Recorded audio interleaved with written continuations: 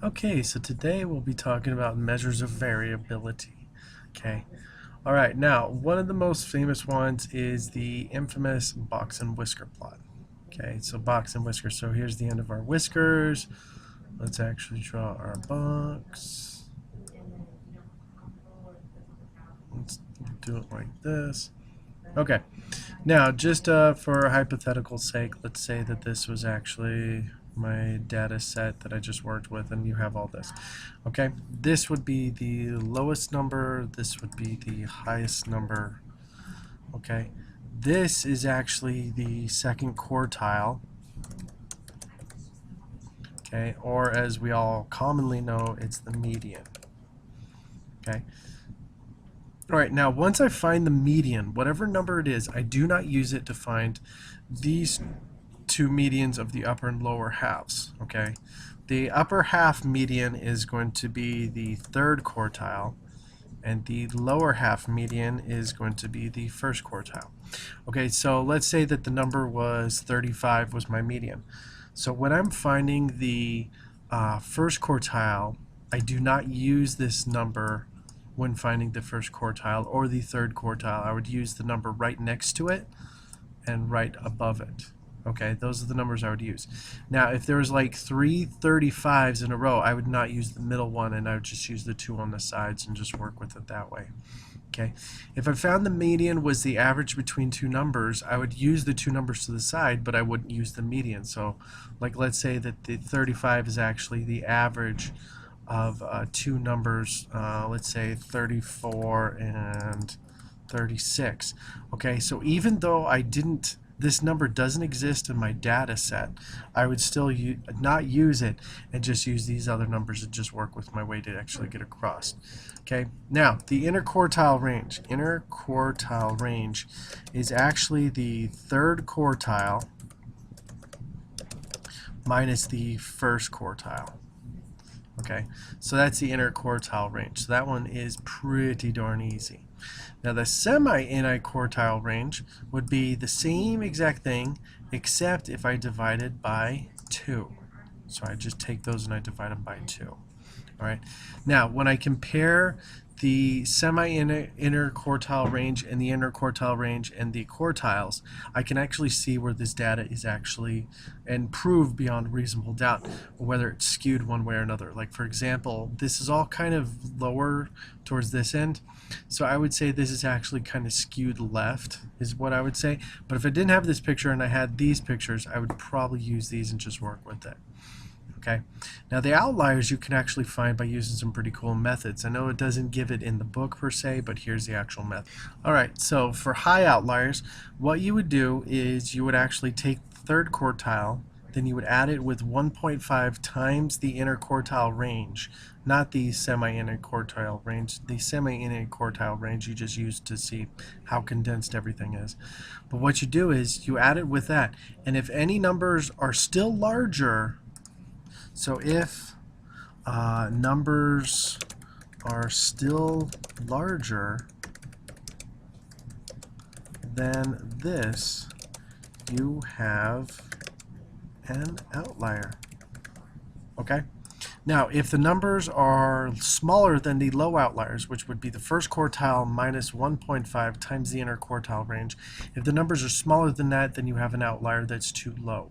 Okay, and then when you have the outliers, what you can actually do is you can actually get rid of them and just work with the rest of the information. So even though it's not in here, here's the actual formulas to actually find this stuff and just work with it and be able to get it done.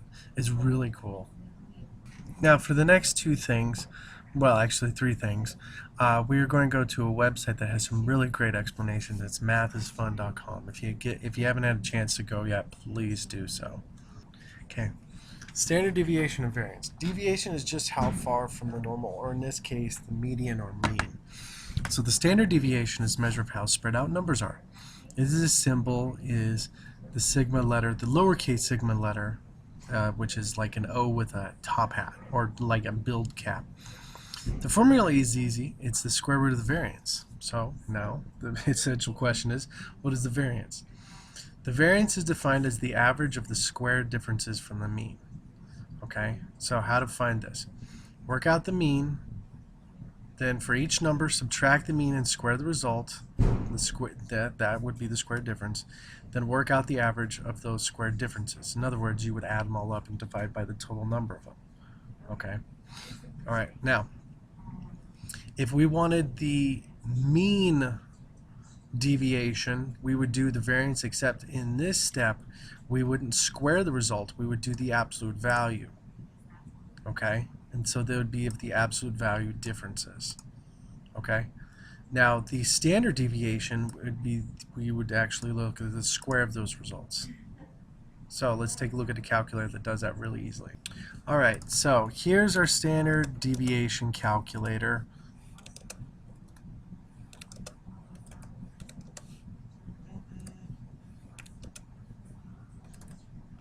Okay. All right, I just finished putting some numbers in. Okay. All right, so the numbers are actually just listed like this. It doesn't have to be in any possible order. Okay. First, work out the average. So you need to know how many there are. You need to know the sum, and then you divide by that. So the mean is actually going to be 6.8. Then we're going to take each number and subtract the mean. So here's the differences, and then these are the squares of those results. Okay. Now, the variance is you add them all up, and then you divide by 10. Because why 10? Because that's the total number. So you are finding the mean, you are taking the difference between the mean and the numbers, and then squaring it, and then you find the average of all those squares. Okay? Now, that's just the variance. When you square root it, you should get the standard deviation. Okay? Now, here's a big hint. When you're dealing with numbers bigger than 1, when you find the variance and square root it, the standard deviation should always be lower than the variance. However, if you're dealing with a fraction between 0 and 1, okay, the standard deviation will actually be bigger than the variance. So it's actually kind of interesting how that works that way. So let's get rid of all these numbers and start putting in some. So 0.34, 0.23, 0.45, 0.56, 0.78. There we go. Okay.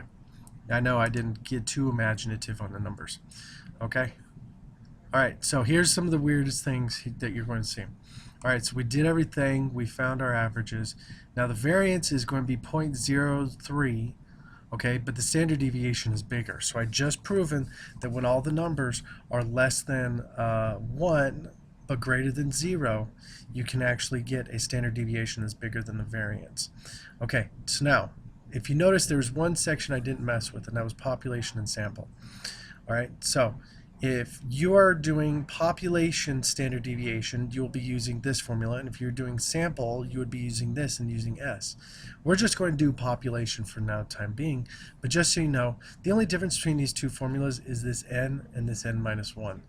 Okay, that's the only difference between them, and it's just an important thing in calculating this.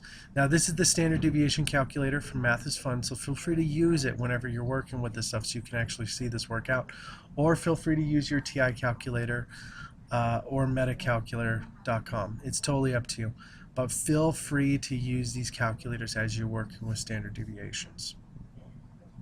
Okay, now standard deviations just measure how far from the actual mean or median that the information is going to be. So we want to use standard deviations to tell how spread out the numbers are. The bigger the standard deviation, the more spread out there are. The smaller the standard deviation, the more closely compacted they are. Okay, all right, that is it for measures of variability. I'll talk to you later.